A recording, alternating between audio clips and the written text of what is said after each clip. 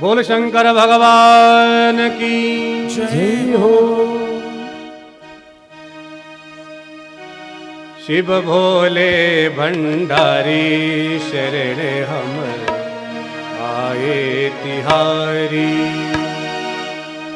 शिव भोले भंडारी शरण हम आए तिहारी। ताली सेवा करते हुए शिव भोले भंडारी शरण हम आए तिहारी। ओ शिव भोले भंडारी शरण हम आए तिहारी।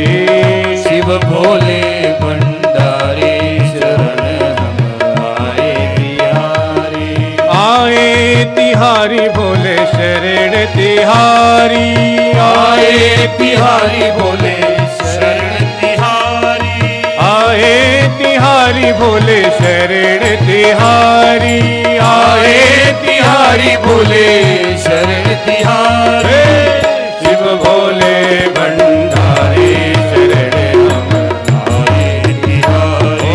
ओ शिव भोले भंडारी शरण हम आए तिहारी। आहो।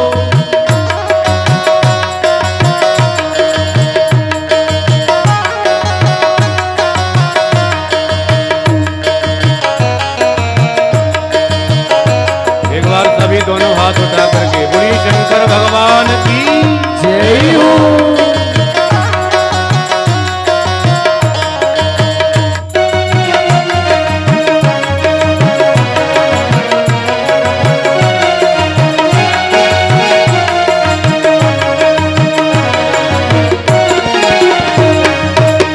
गले में सोहे मुंड की माला। गले में सोहे मुंड की माला। गले में सोहे मुंड की माला। गले में सोहे मुंड की माला। सिर पर गंगा धारी शरण हम आए तिहारी। ओ सिर पर गंगा धारी शरण हम आए तिहारी। ओ शिव भोले भंडारी शरण हम आए तिहारी। शिव भोले भंडारी शरण हम आए तिहारी।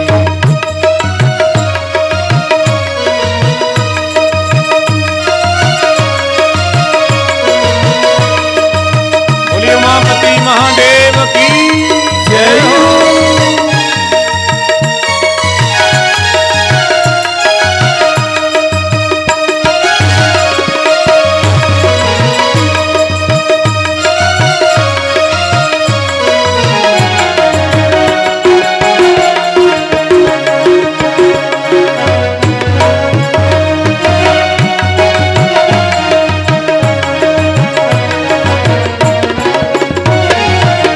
वाम भाग जगे जननी विराजे। वाम भाग जगे जननी विराजे। वाम भाग जगे जननी विराजे। वाम भाग जगे जननी विराजे। शंकर डमरू धारी।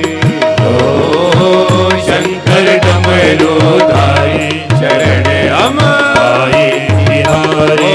ओ शिव भोले भंडारी शरण हम आए तिहारी। ओ शिव भोले भंडारी शरण हम आए तिहारी।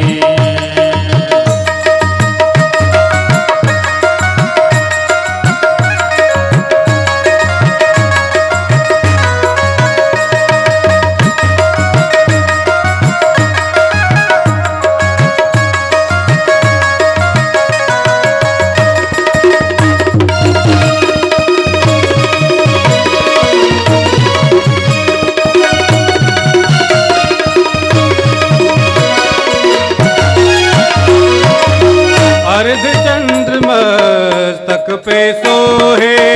अर्ध चंद्र मस्तक पे सोहे। अर्ध चंद्र मस्तक पे सोहे। अर्ध चंद्र मस्तक पे सोहे। घर में त्रिशूल धारी। हरि हो। कर में त्रिशूलधारी चरण हम जय हरि बिहारी शिव भोले भंडारी चरण हम आए बिहारी शिव भोले भंडारी शरण हम आए बिहारी भोले भंडारी शरण हम आए बिहारी।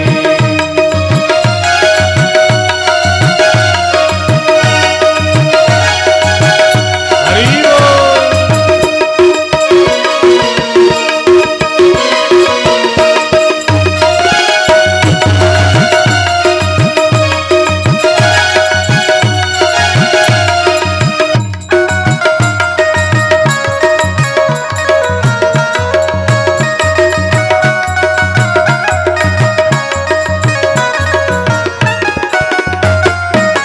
गले में सोहे मुंड की माला, गले में सोहे मुंड की माला गले में सोहे मुंड की माला, गले में सोहे मुंड की माला सिर पर गंगा धारी ओ सिर पर गंगा धारी सिर पर गंगा धारी शरण हम आए बिहारी शिव भोले भंडारी शरण हम आए बिहारी शिव भोले भंडारी शरण हम आए बिहारी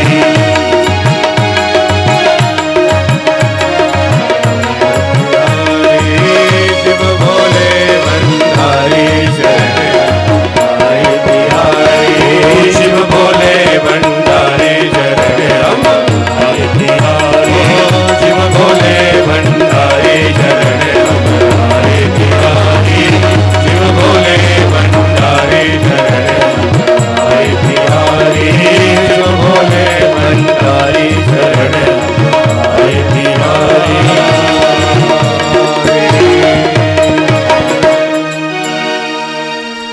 बोल शंकर भगवान की जय हो। तो सभी देवताओं ने भगवान की स्तुति की। भगवान बोले जाओ देवताओं, हमने तुमको क्षमा किया। भगवान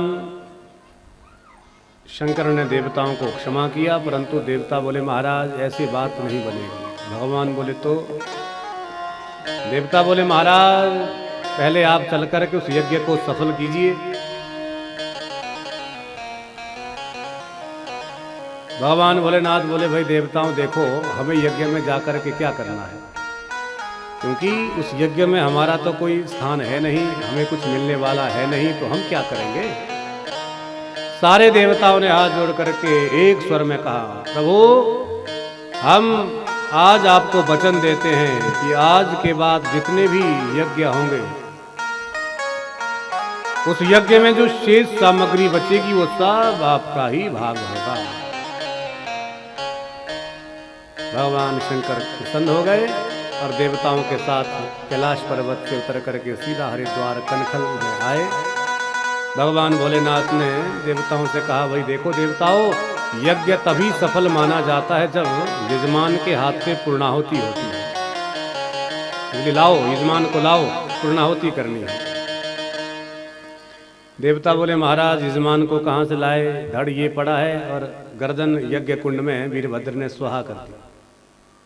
तो भगवान भोलेनाथ को अपने ससुर की दुर्दशा देख करके बड़ी हंसी आई और देवताओं से कहा देवताओं जाओ जिस भी जीव का आप इनमें सर जोड़ोगे ये जीवित हो जाएंगे। तो देवताओं ने बकरे का मुख लाया और दक्ष प्रजापति के धड़ में लगाया तो दक्ष प्रजापति पुनः जीवित हो गए। तो सबसे पहले भोलेनाथ ने उनके हाथों से यज्ञ में पूर्णाहुति डाली और यज्ञ सफल हो गया। बोल यज्ञ भगवान की जय हो।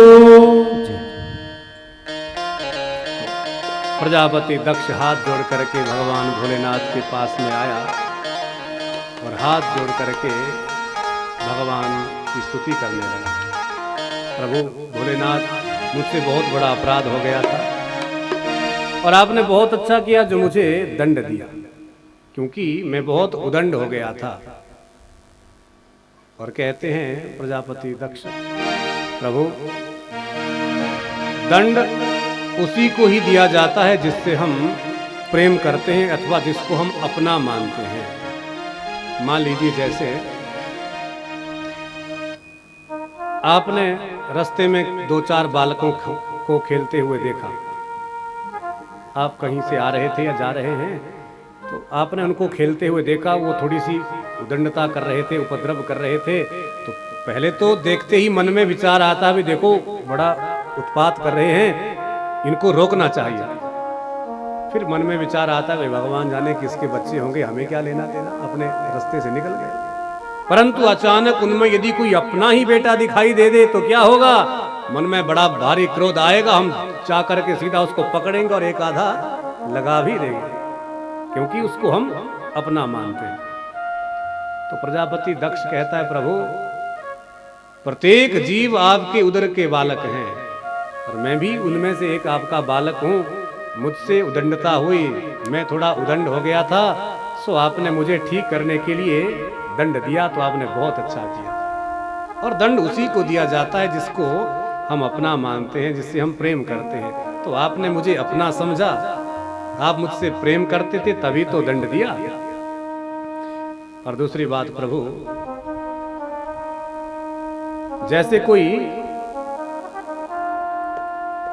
एक ग्वाला होता है, ग्वाला आपके यहां भी ग्वाला होता है? होते हैं भाई साहब, ग्वाले होते हैं? नहीं होते। कहां होते हैं ग्वाले? ग्वाला क्या होता है? हाँ जी, हाँ क्या बात। परंतु अब धीरे धीरे ये नाम भी खत्म हो जाएंगे क्योंकि वो डंगर ही नहीं बचे। परंतु अब केवल कथाओं में ये नाम रह जाएंगे भाई ग्वाला। अब आगे वाले बच्चे नहीं जानेंगे भाई ग्वाला क्या होता है, क्योंकि जब पशु धन ही नहीं रहेगा तो फिर ग्वाला कौन होगा। जैसे कि ग्वाला दिन भर अपनी गायों को, अपने पशुओं को जंगल में चराता है, और यदि जंगल में कोई हिंसक जानवर उन गायों पर, पशुओं पर आक्रमण कर दे तो ग्वाला अपनी जान की बाजी लगा करके भी अपनी गौ माता की रक्षा करता है, अपने पशुओं की रक्षा करता है। परंतु यदि वही पशु, वही गाय घर ले जाते समय किसी के खेत में घुस जाए तो डंडा भी मार देता है। तो प्रभु उसी प्रकार मैं बहुत उदंड हो गया था, आप मुझसे प्रेम करते हैं, तो जिससे हम प्रेम करते हैं उसकी रक्षा के लिए अपने प्राणों की बाजी भी लगा देते हैं, और जब वो उत्पात करे, उदंडता करे तो उसको एक आधा लगा भी देते हैं। तो उसी प्रकार आपने मुझे अपना माना तभी तो दंड दिया। अब बकरे का मुख था, सो बकरे की बोली में ही, भाषा में ही बक बक कर रहे थे।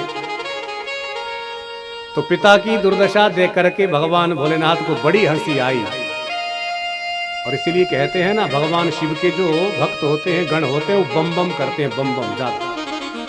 तो बम बम जब भक्त लोग करते हैं तो मानो भोलेनाथ को अपने ससुर जी की याद आती है, और वो तुरंत प्रसन्न होकर करके अपने भक्तों पर आशीर्वाद देते हैं। तभी तो भक्त लोग बम बम करते, बम बम। और उसी समय उसी यज्ञ में भगवान ब्रह्मा और साक्षात भगवान यज्ञ नारायण के रूप में भगवान विष्णु प्रकट हो गए।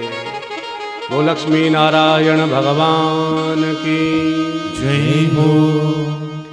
भगवान नारायण बोले, भाई देखो देवताओं, एक बात गांठ बांध लो, जिस यज्ञ में भोलेनाथ नहीं होंगे वहां पर ब्रह्मा और विष्णु भी नहीं होंगे। और जब भोलेनाथ नहीं थे, मैं ब्रह्मा जी नहीं थे, मैं स्वयं विष्णु नहीं था, तो तुम सब देवता लोग यज्ञ में क्यों चले गए? सारे देवताओं ने भगवान नारायण से भी, ब्रह्मा जी से भी क्षमा मांगी, प्रभु हम सबको क्षमा करना, आगे से ऐसी गलती कभी नहीं होगी। भगवान नारायण बोले, हम तीन देवता अलग अलग नहीं, हम तीनों एक ही हैं। यो विष्णु सुत वै रुद्रो, यो रुद्र स पितामह, एक मूर्ति स्त्रियोर्देवा, विष्णु रुद्र पितामह। जो मैं स्वयं विष्णु हूं ना, वही भगवान रुद्र है, और जो रुद्र है वही पितामह ब्रह्मा है। तो एक मूर्ति स्त्री और देवा, हम तीनों दिखने में तो तीन हैं, परंतु वास्तव में हम एक ही मूर्ति हैं। एक मूर्ति स्त्रियोर देवा विष्णु रुद्र पितामह। इसलिए हमें भेद ना समझना भाई। सारे देवताओं ने कान पकड़े, अब खाई सो खाई, आगे खाई सो राम दुहाई, आगे से ऐसी गलती नहीं होगी। सारे देवताओं ने यहाँ पर यज्ञ भगवान की बड़ी दिव्य स्तुति की है। क्या कहते हैं देवता लोग? त्वं क्रतुस्त्वं हविस्त्वं हुताश स्वयं, त्वं क्रतुस्त्वं हविस्त्वं हुताश स्वयं, त्वं हि मंत्र समेदर्भपात्राणि च, त्वं क्रतुस्त्वं हविस्त्वं हुताश स्वयं, त्वं हि मंत्र समेदर्भपात्राणि च, त्वं सतस्वजितो दंपती देवता, अग्निहोत्रं सदा सोमयाजं पशु, अग्निहोत्रं सदा सोमयाजपशु, त्वं पुरागां रसायां महाशोकरो, दृष्टयां पद्मिनीं वारणेन्द्रो यथा, त्वं पुरागां रसायां महाशोकरो, दृष्टयां पद्मिनीं वारणेन्द्रो यथा, तूयमानो ददल्लीलया योगिभिः, तूयमानो ददल्लीलया योगिभिः, व्युज्जहरतत्रयीगात्रयज्ञक्रतुं, व्युज्जहरतत्रयीगात्रयज्ञक्रतुं, सौप्रसीद त्वमस्माकमाकाङ्क्षिता, सौप्रसीद त्वमस्माकमाकाङ्क्षिता, दर्शनं ते परिभ्रष्ट सत्कर्मणां, दर्शनं ते परिभ्रष्ट सत्कर्मणां, कीर्त्यमानेन्द्रिभिर्नाम्ययेषते, कीर्त्यमानेन्द्रिभिर्नाम्ययेषते, यज्ञभिर्नाक्षयं यान्ति तस्मै नमः, यज्ञभिर्नाक्षयं यान्ति तस्मै नमः, त्वं क्रतुस्त्वं हविस्त्वं हुताश स्वयं, त्वं क्रतुस्त्वं हविस्त्वं हुताश स्वयं, त्वं हि मंत्र समेदर्भपात्राणि च, त्वं हि मंत्र समेदर्भपात्राणि च। बोल यज्ञ भगवान की जय हो। सारे देवताओं ने मिलकर के यज्ञ भगवान की स्तुति की और कहा कि प्रभु त्वं क्रतुः त्वं हविः त्वं हुताशः स्वयं। प्रभु आज हमारी समझ में बात बैठ गई कि संसार को बनाने वाले भी आप हैं और बनने वाले भी आप, जगत के रूप में बने भी त्वं क्रतुः, आप ही करने वाले हैं, त्वं हविः और आप ही हवन हैं, समिधाएं हैं, हुताशः स्वयं। संपूर्ण यज्ञ का स्वरूप भगवान विष्णु को ही देवताओं ने माना और वास्तव में भगवान नारायण भगवान विष्णु ही यज्ञ का स्वरूप है, तभी तो भगवान को यज्ञ नारायण कहते हैं। बोल यज्ञ नारायण भगवान की जय हो। तीनों देवता अपने अपने स्थान को चले गए। सुखदेव जी बोले राजन, ये तो थी तीन पुत्रियां मनु महाराज की, जिनका नाम आकुति, देवहूति, प्रसूति, और इनके बाद मनु महाराज के दो बेटा हुए, प्रियव्रतौ तानपादौ शतरूपापते सुतौ, वासुदेवस्य कलया रक्षाया जगतस्थितौ। तो यहाँ पर सुखदेव जी महाराज ने पहले बड़े बेटे उत्तानपाद का चरित्र वर्णन किया राजा परीक्षित के लिए। राजन, प्रियव्रत और उत्तानपाद, उत्तानपाद ये दोनों भाई भगवान के बड़े भक्त थे और भगवान की कलाएं इनमें विद्यमान थी। वासुदेवस्य कलया रक्षायाम जगत स्थितौ।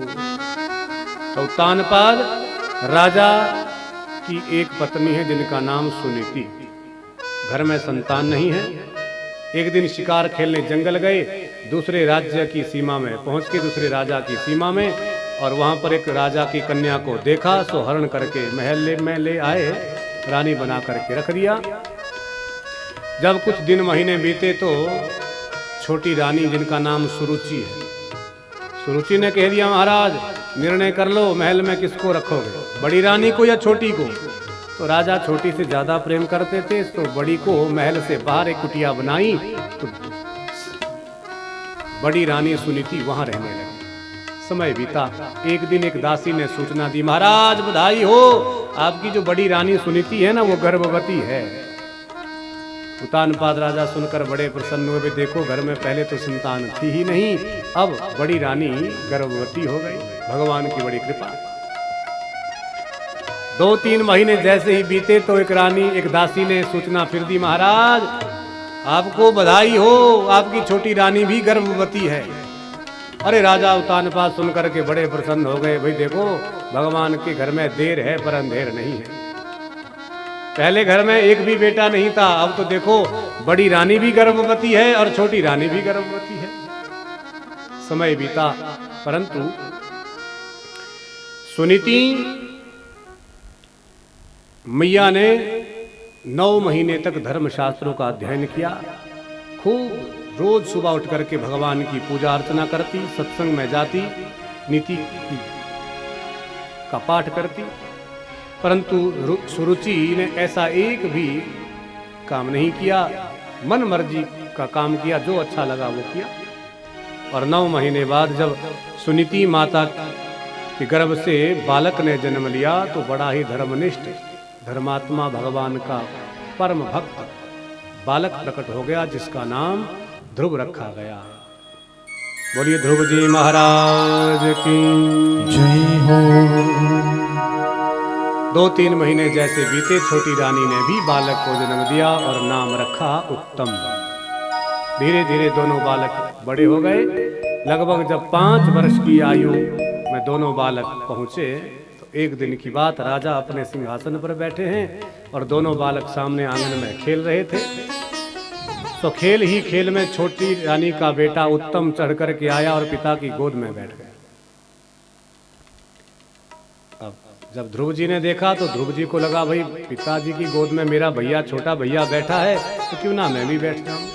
ध्रुव जी भी दौड़ करके आए और पिता की गोद में चढ़ने ही वाले थे। तो सुखदेव जी कहते हैं, एकदा सुरुचे पुत्र अंकमारोप्य लालयन् उत्तमं नारुरुक्षन्तं ध्रुवं राज्याभ्यनन्दतः। जैसे ही ध्रुव जी ने पिता की गोद में चढ़ने का प्रयास करना चाहा, सो पीछे से सुरुचि माँ ने, सौतेली माँ ने, छोटी माँ ने ध्रुव जी को पकड़ लिया और बोली, बेटा ध्रुव, बालोऽसि वात्मात्मानं अन्यं गर्भसंभृतं नूनं भवेद् भवान्यस्य दुर्लभेऽर्थे मनोरथः। बेटा ध्रुव कहाँ जा? तो देखिए सुरुचि मैया के वचन। सुरुचि मैया कहती है, बेटा मां मंगलम बालोऽसि वात्मात्मानं अन्यः गर्भसंभृतः। बेटा ध्रुव, तुम अपने पिता की गोद में बैठने के योग्य नहीं हो, अधिकारी नहीं हो। ध्रुव जी बोले, क्यों माँ, मैं अधिकारी क्यों नहीं हूं, मेरा छोटा भैया भी तो बैठा है। तो सुरुचि कहती है, बेटा ध्रुव, अरे उत्तम का जन्म तो मेरी कुक्षी से हुआ है, मेरे गर्भ से हुआ है, और यदि तुमको भी अपने पिता की गोद में बैठना है ना, जाओ पहले जंगल में जाकर के परमपिता परमेश्वर की आराधना करो। तो भगवान जब प्रसन्न हो जाएंगे तब उनसे ये वरदान मांगना कि प्रभु मेरा जन्म सुरुचि माँ के गर्भ से हो, और जब तुम्हारा जन्म मेरे गर्भ से होगा तभी तुम अपने पिता की गोद में बैठने के अधिकारी कहलाओगे, इसलिए नहीं तो भागो। अब ध्रुव जी ने जब सुना, दौड़ करके रोते बिलखते हुए अपनी मां के पास में गई। सुनीति मैया ने पूछा, बेटा क्या हुआ? अब सुनीति माता ने जब पूछा, ध्रुव जी रोते हुए अपनी सौतेली माँ सुरुचि को गालियां देने ही वाले थे, तो जैसे ही सुनीति माँ को लगा कि ये अपनी सौतेली माँ को गालियां देने वाला है, तो तुरंत ध्रुव जी के मुंह पर हाथ रख दिया और सुनीति मैया बोली, बेटा ध्रुव, मां मंगलम तात परेषु मत्तां भुंक्ते जनो यत् पर दुःखदं ततः सत्यां सुरुच्या विहितं भवान् मे यद्दुर्भगाया उदरे गृहीता। बेटा ध्रुव, आपकी सुरुचि माँ ने बिल्कुल ठीक कहा। ध्रुव जी बोले, अरे माँ, आप भी उनका ही पक्ष ले रही हैं। क्या ठीक कहा? उन्होंने मुझे गालियां दी, मुझे परमपिता परमेश्वर की आराधना करने को कहा, और आप कह रही हैं कि उन्होंने ठीक कहा। क्या ठीक कहा? तो सुनीति मैया कहती हैं, बेटा सुरुचि माँ ने तुमको ये ठीक कहा, मैं तो आज तक ठीक से तुम्हें तुम्हारे पिता का भी परिचय नहीं दे पाई, परंतु तुम्हारी सौतेली माँ ने तो तुम्हें तुम्हारे परम पिता का मार्ग बतला दिया। और बेटा जाओ, अपने ही सौतेली माँ का वचन सत्य करो, भगवान का भजन करो, उनकी आराधना करो। तो ध्रुव जी बोले, माँ यदि ऐसी बात है तो बताओ भगवान कहाँ रहते हैं, कहाँ मिलते हैं, और कैसे मैं उनका भजन करूं। तो सुनीति कहती है, बेटा वैसे तो मैं भी नहीं जानती कि भगवान कहाँ रहते हैं, परंतु इतना जानती हूँ, मैंने सत्संग में सुना है, हरि व्यापक सरे वस्त्र समाना प्रेम ते प्रकट होए मैं जाना। हरि व्यापक सर वस्त्र समाना प्रेम ते प्रकट होए मैं जाना। हरि व्यापक सर वस्त्र समाना प्रेम ते प्रकट होए मैं जाना।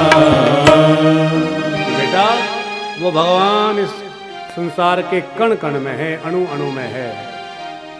सर्वम खलु इदम ब्रह्म, सब जगह भगवान है, परंतु जहाँ भक्त प्रेम से भगवान की पुकार करता है, भगवान वहीं प्रकट हो जाते हैं। इसलिए जाओ एकांत में बैठ करके उनका भजन करो। मैया का आशीर्वाद लेकर के ध्रुव जी वन की ओर निकल गए। जैसे ही वन में पहुंचे थे, मार्ग में नारद जी मिल गए। नारद जी को देख करके प्रणाम किया। नारद जी ने पूछा, बेटा कौन हो? बोले, महाराज मेरा नाम ध्रुव है। अच्छा, कोई खानदानी लग रहे हो, बड़े घर के हो? बोले, महाराज उत्तानपाद का मैं बेटा हूँ। अच्छा, तो जंगल में क्या कर रहे हो? बोले, महाराज मैं जंगल में भगवान का भजन करने जा रहा हूँ। नारद जी मुस्कुराए और बोले, अरे बेटा अभी तुम्हारी आयु लगभग 5 वर्ष की है, तो जंगल में भगवान थोड़ी रहते हैं। और बेटा यदि जंगल में भगवान होते ना, तो आज तक जंगली जानवरों को कब के मिल गए होते। बेटा जंगल में बड़े बड़े हिंसक खूंखार जानवर रहते हैं, वो तुम्हारा नाश्ता कर जाएंगे, भोजन कर जाएंगे, फिर जाओ घर को लौट जाओ। तो ध्रुव जी कहते हैं, महाराज आप बिल्कुल ठीक कह रहे हैं, परंतु मुझे आप एक बात बताइए, यदि कोई महिला, कोई माता छन्नी लेकर के गाय दुहने के लिए बैठ जाए ना, तो क्या उसमें दूध टिकेगा? नारद जी बोले, नहीं टिकेगा। तो ध्रुव जी कहते हैं, महाराज उसी प्रकार से आपके जो वचन है ना, ये तो मेरे लिए अमृत के तुल्य हैं, अमृत समान है, परंतु महाराज मेरा जो मन है ना, ये सुरुचि माँ के वचनों से इतना छिन्न भिन्न हो गया है, इसमें सैकड़ों छिद्र हो गए हैं। इसलिए आपका ये ज्ञानामृत मेरे हृदय में नहीं ठहर रहा है। मैं तो एक बात जानता हूँ, जंगल में जाकर के भगवान का भजन करूंगा बस। नारद जी सुनकर के बड़े प्रसन्न हो गए। भी देखो, हम तो केवल परीक्षा लेना चाहते थे, ये तो हमारी परीक्षा में पास हो गया। नारद जी ने आशीर्वाद दिया, जाओ बेटा ध्रुव, हमारा आशीर्वाद है, 6 महीने में ही तुमको भगवान की प्राप्ति होगी। जाओ सीधा श्रीधाम वृंदावन में बैठ करके निधि वन में भगवान का भजन करो। मंत्र दे दिया। द्वादशाक्षर मंत्र ओम नमो भगवते वासुदेवाय। ध्रुव जी वृंदावन में पहुंचे और देखिए पहला महीना आरंभ हुआ भजन करने का। तो क्या करते हैं, एक समय भोजन करके भगवान का पूरा दिन भर भजन करते हैं। और देखो हम समाज के संसार के लोग लगभग कम से कम 3 बार भोजन करते हैं, सभी करते हैं, और फिर भी एक बार भी भजन नहीं करते हैं। और ध्रुव जी महाराज केवल एक समय भोजन करते हैं और सारा दिन भजन करते हैं। वो एक भजन भी हमने सुना, शायद आपने भी सुना होगा कि 3 बार भोजन और भजन 1 बार, उसमें भी आते हैं झंझट 1000। मतलब भजन करने के लिए तो बड़े झंझट आते हैं, परंतु भोजन चाहे जैसी परिस्थिति हो फिर भी भोजन तो आदमी कर ही लेता है। तो 3 बार भोजन और भजन की बात 1 बार के लिए करे तो उसमें भी झंझट, उसमें भी उसके लिए समय नहीं है। तो पहला महीना एक समय भोजन, दूसरा महीना लगा तो भोजन त्याग दिया, केवल फलाहार लेकर के भजन कर रहे हैं। इतिहास पुराणादि वेद शास्त्रम विधि विना केवला हेतु की भक्ति भक्त्या तुष्यन्ति केवलम। दूसरा महीना आरंभ हुआ तो फलाहार, और फलाहार भी कौन से, त्रिरात्रांते कपित्थ बदराशनः आत्मवृत्त्यनुसारेण मासं नित्यं अर्चनं हरिः। कैंथ, यहाँ पर भी कैंथ होता है, कैंथ। तो कैंथ खा करके ही ध्रुव जी ने भगवान का भजन किया। कपित्थ बदराशनः, और वो भी देखो रोज नहीं, 3 रात्रियां छोड़ करके फलाहार करते हैं। 3 रात्रि के बाद त्रिरात्रांते 2 महीने पूरे हुए, तीसरा महीना जब लगा तो फलाहार भी छोड़ दिया, फल भी छोड़ दिए, अब तो केवल जल पी करके भगवान का भजन कर रहे हैं, केवल जल। 3 महीने बीते, चौथा महीना जब लगा तो जल भी त्याग दिया, अब तो केवल वायु पी करके ही भगवान का भजन कर रहे हैं। 4 महीने जब पूरे हुए, 5वां महीना जब लगा तो देखिए पंचमे मास्यनु प्राप्ते जित श्वासो नृपात्मजः ध्यायेन ब्रह्म पदैकेन तस्थौ स्थाणुरिवाचलः। 5वां महीना जब लगा तो सुखदेव जी बोले, राजन अब तो वायु पीना भी बंद कर दिया। साफ साफ लिखा है भागवत में, कोई ऐसे मनगढ़ंत कपोल कथा नहीं है। और सचमुच वायु पी करके भी जीवित रहा बिना वायु के भी जीवित रहा जा सकता है। ये एक यौगिक क्रिया है, उसके लिए समय लगता है। ये नहीं भाई आज ही हम सांस लेना बंद कर दे तो क्या होगा, 1-2 मिनट तो सांस रुक भी जाएगा कोई थोड़ा बहुत प्रयास करके, परंतु यदि जबरदस्ती कोई हठात बंद करेगा तो राम नाम सत्य हो जाएगा, क्योंकि वायु के बिना जीवन असंभव है। परंतु वायु के बिना भी जीवन जिया जा सकता है, परंतु ये एक बहुत कठिन तपस्या और यौगिक क्रिया है। यहां लिखा है भागवत में, 5वें महीने तो श्वास भी बंद कर दिया, अब तो सांस भी नहीं लेते हैं। अपना प्राण वायु ऐसा खींचा, ऐसा प्राणायाम खींचा, सांस लेना ही बंद कर दिया, और मन ही मन में भगवान का ध्रुव जी ध्यान कर रहे हैं। और मन ही मन में मंत्र चला है क्या, ओम नमो भगवते वासुदेवाय, ओम नमो भगवते वासुदेवाय, ओम नमो भगवते वासुदेवाय, ओम नमो भगवते वासुदेवाय। वासुदेवाय हरि वासुदेवाय, वासुदेवाय हरि वासुदेवाय। ओम नमो भगवते वासुदेवाय, ओम नमो भगवते वासुदेवाय। द्वादशाक्षर मंत्र का जाप कर रहे हैं और श्वास लेना बिल्कुल बंद कर दिया है। जहां ध्रुव जी ने अपना प्राणायाम खींचा, श्वास लेना बंद किया, तो स्वर्ग के देवताओं का भी सांस बंद हो गया। सबने अपने अपने कंठ पकड़ लिए। भगवान ये क्या हो रहा है, हम सांस नहीं ले पा रहे हैं।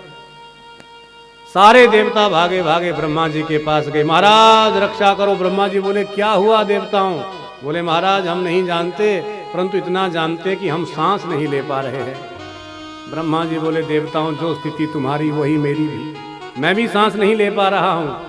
चलो सब भगवान लक्ष्मी नारायण के पास चले। सारे देवता ब्रह्मा जी को आगे करके ब्रह्मा जी देवताओं के साथ लक्ष्मी नारायण के पास पहुंचे। भगवान को प्रणाम किया। भगवान बोले आओ ब्रह्मा जी, आओ देवताओं, क्या बात है, क्या समस्या है? सारे देवता एक स्वर में बोले। ब्रह्मा जी बोले महाराज नैवं विदामो भगवन् प्राणिरोधम चराचरस्याखिल सत्त्वधाम्ना विदेहि तन्नो वृजिना विमोक्षम प्राप्ता वयं त्वां शरणं शरण्यम। हे प्रभु नैवं विदाम, हम नहीं जानते हैं कि किस कारण से हमारा श्वास बंद हो गया है, परंतु महाराज प्राण कंठ में आ गए हैं, हम सब मरे जा रहे हैं, इसलिए आप रक्षा करो। नैवं विदामो तम तो आगता हम शरणम, हम आपकी शरण में हैं। भगवान नारायण मुस्कुराते हुए बोले देवताओं घबराओ मत। ब्रह्मा जी आप घबराओ मत, मैं जानता हूं कि किस कारण से तुम सबका श्वास बंद हुआ है। देवता बोले महाराज जल्दी बताओ क्या कारण है। तो भगवान नारायण बोले देवताओं मेरा एक 5 वर्ष का छोटा सा बालक ध्रुव, मेरा बड़ा परम प्रिय भक्त जो श्रीधाम वृंदावन निधि वन में मेरा भजन कर रहा है, और उसने यौगिक क्रिया के द्वारा अपना श्वास अवरुद्ध कर लिया है, अपना सांस रोक लिया है, और उसी कारण से तुम सबका भी श्वास बंद हो गया है। सारे देवताओं ने हाथ जोड़ करके कहा तो प्रभु जल्दी जाओ उसको दर्शन दो, नहीं तो हम सब मारे जाएंगे। भगवान नारायण देवताओं का मनोरथ पूर्ण करने के लिए तुरंत जैसे ही बैकुंठ से श्रीधाम वृंदावन ध्रुव जी के सामने प्रस्तुत हुए, प्रकट हुए, परंतु ध्रुव जी ने आंखें नहीं खोली। ध्रुव जी तो मन ही मन में भगवान का ध्यान कर रहे हैं, झांकी का दर्शन कर रहे हैं। भगवान नारायण विचार करने लगे, अरे भाई देखो इस बालक ध्रुव को 5 वर्ष का है और कितना बड़ा इसका भाग्य, मैं स्वयं जगत का अधिष्ठाता, जगत का सृजनहार इसके सामने खड़ा हूं और ये मुझे देखने के लिए अपनी आंखें नहीं खोल रहा है। कहां तो बड़े बड़े संत सन्यासी योगेंद्र मुनिंद्र हजारों वर्ष तपस्या करते हैं भगवान का दर्शन करने के लिए, फिर भी भगवान दर्शन नहीं देते हैं, और यहाँ 5 वर्ष का बालक 6 महीने से तपस्या कर रहा है और भगवान साक्षात सामने खड़े हैं और फिर भी ये बालक आंख नहीं खोल रहा है। तो भगवान ने ध्रुव के भीतर जो भगवान की झांकी का ध्रुव जी दर्शन कर रहे थे, भगवान ने उस झांकी को भीतर से गायब किया, खींचा। जहां छटपटा करके ध्रुव जी ने आंखें खोली तो जो झांकी भीतर थी वही झांकी साक्षात सामने खड़ी हुई नजर आई। वो लक्ष्मी नारायण भगवान की जय हो। अब तो ध्रुव जी बड़े प्रसन्न हो गए, देखो भगवान प्रकट हो गए, हाथ जोड़ करके खड़े हो गए। परंतु ध्रुव जी मन ही मन में विचार कर रहे हैं, हे भगवान मैंने माता जी से बहुत बातें पूछी, नारद जी भी मिले थे उनसे भी बहुत कुछ पूछा, परंतु ये नहीं पूछा कि जब भगवान प्रकट हो जाएंगे तब क्या करना चाहिए। भगवान समझ गए ये बिल्कुल अज्ञानी है, इसको कुछ नहीं आता। तो भगवान ने क्या किया, सतम विवक्षन्तम अतद्युगम हरीश श्रीस्वास्य सर्वस्य च हृद्यवस्थितः कृतांजलि ब्रह्ममयेन कंबुनां पस्पर्शबालं कृपया कपोले। सुखदेव जी बोले राजा परीक्षित भगवान समझ गए और भगवान ने तुरंत अपना 5 जन्य शंख निकाला और पंचजन्य शंख ध्रुव के कपोल पर गाल पर स्पर्श किया, और जैसे ही कपोल पर शंख को स्पर्श किया तो ध्रुव जी की सोई हुई वाणी जाग गई। और ध्रुव जी ने हाथ जोड़ करके भगवान की बड़ी दिव्य स्तुति की। क्या कहते हैं ध्रुव जी? योऽन्तः प्रविश्य मम वाचमिमां प्रसुप्ता, योऽन्तः प्रविश्य मम वाचमिमां प्रसुप्ता, संजीवयत्यखिल शक्तिधरा स्वधाम्ना, योऽन्तः प्रविश्य मम वाचमिमां प्रसुप्ता, संजीवयत्यखिल शक्तिधरा स्वधाम्ना, अन्यासहस्रचरण श्रवणत्वगादि, नमो भगवते पुरुषाय तुभ्यं, नमो भगवते पुरुषाय तुभ्यं। योऽन्तः प्रविश्य मम वाचमिमां प्रसुप्ताम्। अरे प्रभु, आज मैं धन्य हो गया। कहां तो मैं 5 वर्ष का छोटा सा बालक, और आपने मुझे दर्शन दे करके कृतार्थ कर दिया, धन्य कर दिया। इसलिए यो अंतः प्रविश्य मम वाचमिमां प्रसुप्ताम्। और प्रभु, आपने मेरे भीतर मेरी सोई हुई वाणी को जगा दिया, इसलिए मैं बहुत बहुत आपका ऋणी रहूंगा। भगवान बोले, ध्रुव जी मांगो क्या चाहते हो? अब ध्रुव जी को लगा भाई भगवान से क्या मांगे। भगवान जानते हैं, भगवान ने ध्रुव जी से कह दिया, भाई ध्रुव जाओ, आपकी इच्छा राज सिंहासन पर बैठने की थी, जाओ मैं आपको आशीर्वाद देता हूं कि 36,000 वर्ष तक तुम राजा बनोगे, राज्य करोगे, और जब 36,000 वर्ष पूरे हो जाएंगे तब तुम मेरे धाम को चले आना। इतना कह करके भगवान अंतर ध्यान हुए। ध्रुव जी को लगा भाई हम तो ठगे गए। अरे मैंने तो केवल राज सिंहासन पर बैठने के लिए भगवान की तपस्या की। तो देखो आगे कथा आएगी प्रहलाद जी की। प्रहलाद जी भी 5 वर्ष के हैं, ध्रुव जी भी 5 वर्ष। दोनों ने भगवान की स्तुति की, दोनों भक्त हैं भगवान के। परंतु अंतर क्या है? अंतर यह है, प्रहलाद जी ने भगवान की भक्ति की बिना किसी हेतु से, बिना किसी कामना से, बिना किसी मांग से। और ध्रुव जी की इच्छा थी राज सिंहासन पर बैठने की। तो भगवान ने ध्रुव जी को 36,000 वर्ष तक राजा तो बनवाया, राज्य दिया। और प्रहलाद जी को जो भगवान ने दर्शन दिए तो 1 मनवंतर का राज्य दिया। तो 36,000 बहुत कम, 1 मनवंतर बहुत ज्यादा। तो ध्रुव जी ने मांगा, ध्रुव जी की इच्छा थी, सो 36,000 वर्ष तक ही राजा बनाया, राज्य दिया। और प्रहलाद जी ने कुछ मांगा नहीं तो 1 मनवंतर का राजा बना दिया।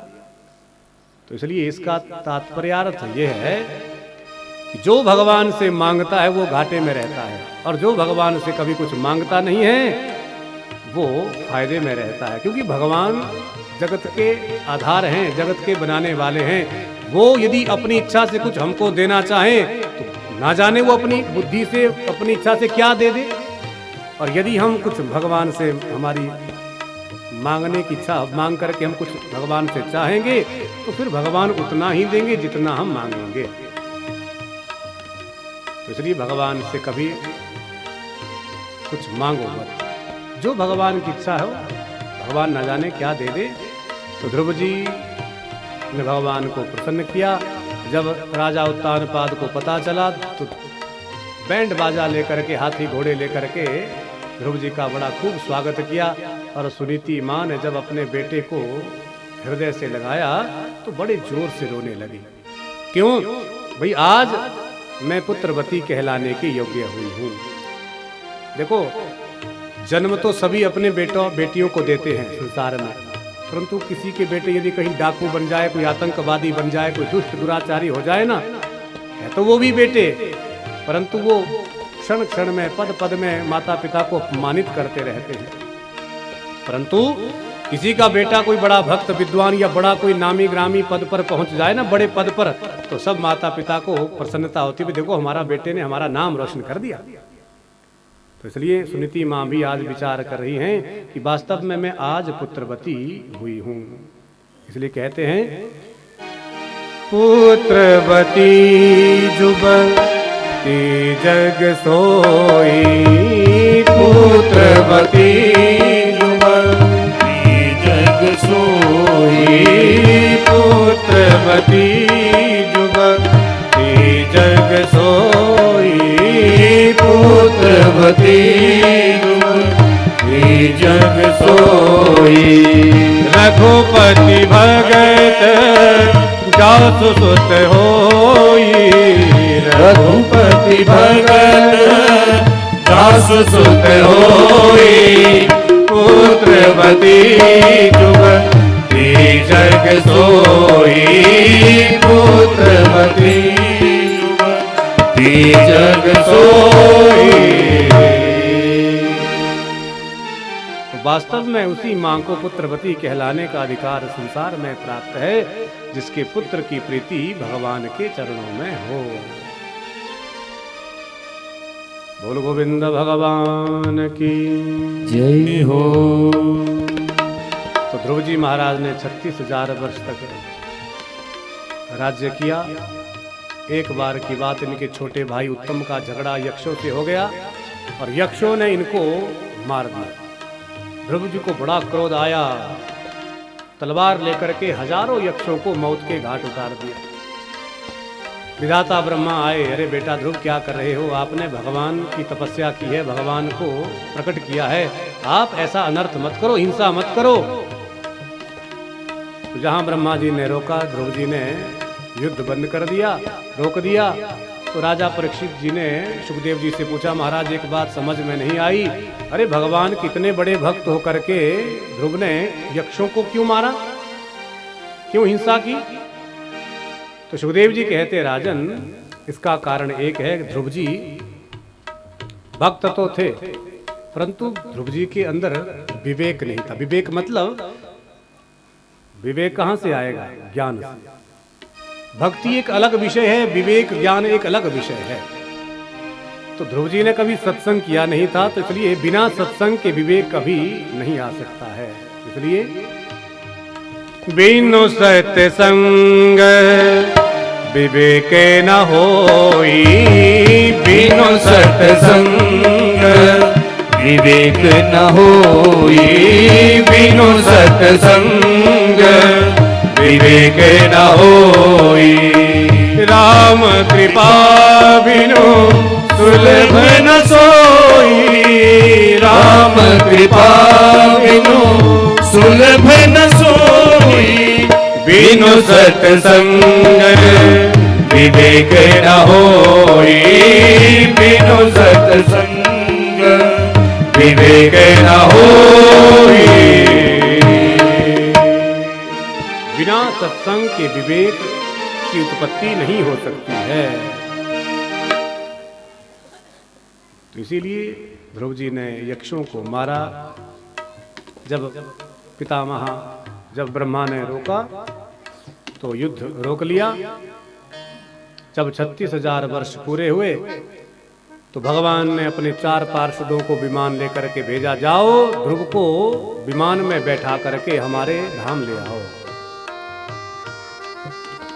4 पार्षद आए, ध्रुव जी को कहा, महाराज आपका समय हो गया, चलो आपको भगवान ने वैकुंठ बुलाया है। ध्रुव जी बड़े प्रसन्न हो गए, भाई अच्छा हमारा समय पूरा हो गया, अब हम चलते हैं। अब जैसे ही विमान में बैठने ही वाले थे ध्रुव जी महाराज, तो देवी जी एक सामने से आ गई। महाराज क्षमा करना, पहले आप मेरा स्पर्श करना। ध्रुव जी बोले देवी आप कौन हैं? तो हाथ जोड़ करके देवी कहती है मेरा नाम मृत्यु देवी है। और महाराज ये मृत्यु लोक है, यहाँ से मृत्यु के बिना कोई नहीं जा सकता है, सशरीर यहाँ से कोई नहीं जा सकता, इसलिए पहले आप मेरा स्पर्श करो, मुझे मेरा वर्ण करो। तो ध्रुव जी ने मृत्यु देवी को बुलाया, आओ देवी बैठो।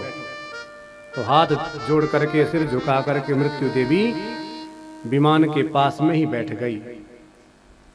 और सुखदेव जी बोले राजन, ध्रुव जी महाराज ने एक पैर मृत्यु देवी के ऊपर रखा और विमान में चढ़ गए। मृत्यु मूर्धिनम पदम दत्वा आरुरुहाद्भुतम गृहम। सुखदेव जी बोले राजन देखो, कौन ऐसा संसार में भाग्यशाली होगा कि मृत्यु देवी भी सिर झुका करके हाथ जोड़ करके ध्रुव जी के सामने खड़ी है, बैठी है, और ध्रुव जी उसके ऊपर पैर रख करके विमान में चढ़ गए। इसलिए कहते हैं ना कि आया है सो जाएगा राजा रंक फकीर, कोई सिंहासन चढ़ चला कोई बंधा जंजीर। कर्मों की गति बड़ी विचित्र है। यो यद्यपि बीजम ही लभते तादृशम फलम। जैसा कर्म हम करेंगे वैसा ही फल प्राप्त होगा। अच्छे कर्म करेंगे तो भगवान के पार्षद विमान में बैठा करके भी ले जाएंगे, और बुरे कर्म करोगे तो यम के दूत जंजीरों में जकट करके नरकों में ले जाएंगे। अब ध्रुव जी विमान में चढ़ गए, विमान उड़ गया। आधे आकाश में विमान जब पहुंचा, ध्रुव जी को याद आ गई, हे भगवान एक काम तो रह गया। पार्षद बोले महाराज क्या हुआ? ध्रुव जी बोले भैया अरे जिस माँ ने मुझे जन्म दिया वो माँ तो नीचे ही रह गई, इसलिए अब मेरा मन नहीं है जाने का। पार्षद बोले अरे ध्रुव जी महाराज चिंता मत करो, वो देखो आगे आगे एक और विमान जा रहा है। अच्छा भैया इसमें कौन है? पार्षद बोले महाराज इसमें आपकी माता जी ही जा रही हैं। अरे जिन माँ ने आप जैसे बालक को जन्म दिया हो वो माँ कभी पीछे रह सकती है भला? तब तो ध्रुव जी सुनकर के बड़े प्रसन्न हुए और भगवान के धाम को चले गए। और आज भी देखिए बैकुंठ से ध्रुव जी महाराज ध्रुव तारे के रूप में चमक रहे हैं। बोल ध्रुव जी महाराज की जय हो। इसलिए कहते हैं ना कि बड़ा सुंदर भाव है, जिंदगी में हजारों का मेला लगा, हंस जब जब उड़ा तब अकेला उड़ा। आइए सभी बड़े भाव से मीठी मीठी ताली सेवा करते हुए साथ में मिलकर के गाएंगे।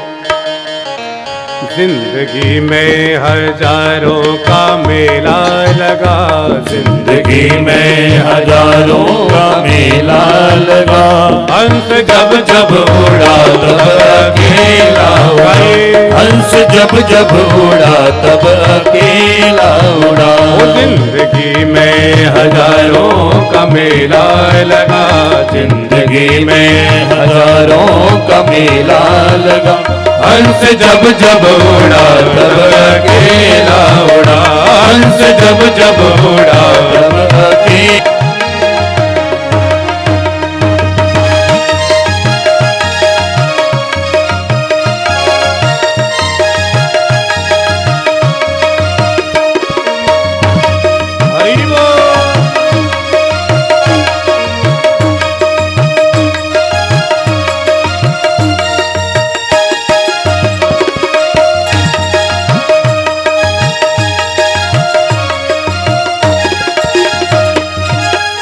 ना वो राजा रहे ना वो रानी रही, ना वो राजा रहे ना वो रानी रही, कहने सुनने को कहने सुनने को केवल कहानी रही। ना वो राजा रहे ना वो रानी रही, कहने सुनने को केवल कहानी रही, कहने सुनने को केवल कहानी रही। ना बुढ़ापा रहा ना जवानी रही, ना बुढ़ापा रहा ना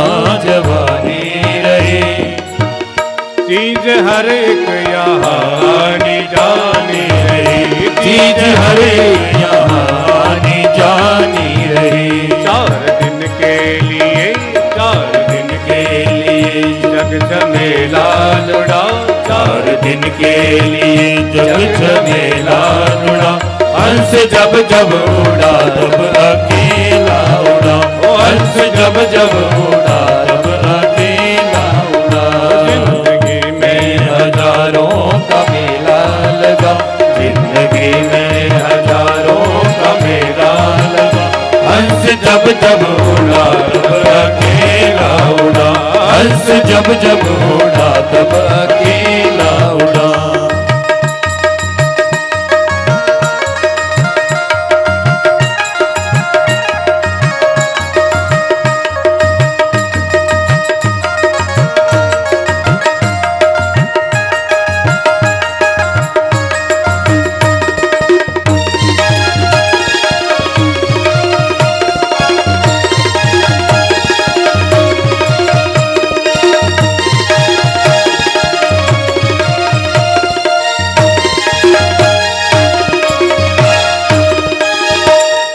सारे पढ़ के पढ़े रह गए, ठाठ सारे पढ़ के पढ़े रह गए, कोठी बंगले खड़े के खड़े रह गए, कोठी बंगले धरे के धरे रह गए, सब खजाने गड़े के गड़े रह गए, सब खजाने गड़े के गड़े रह गए, और नगीने जड़े के जड़े रह गए, और नगीने जड़े के जड़े रह गए। साथ में भाई बंधु न चेला चला, साथ में भाई बंधु न चेला चला, हंस जब जब उड़ा तब अकेला उड़ा, हंस जब जब उड़ा तब अकेला उड़ा। जिंदगी में हजारों का मेला लगा, जिंदगी में हजारों का मेला लगा, हंस जब जब उड़ा तब अकेला उड़ा, हंस जब जब उड़ा तब अकेला उड़ा।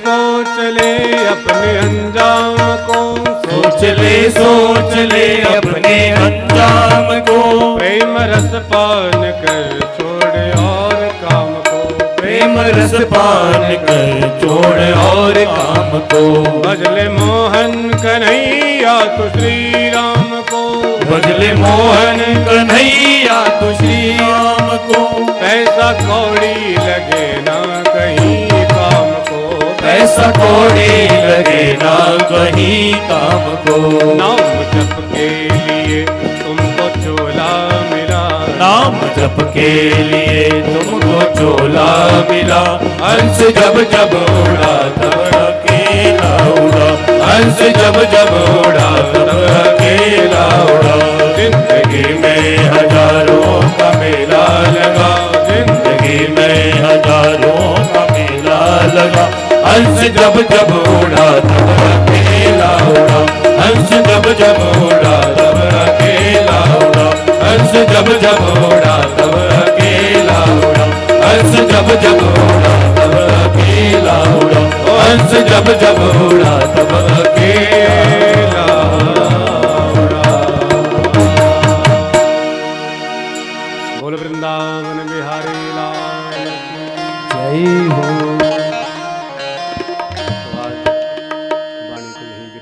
शेष चर्चा कल के सत्र में। तो कल भगवान कृष्ण का जन्म महोत्सव भी होगा, तो आप सभी श्रोता बंधुओं का बहुत धन्यवाद। सभी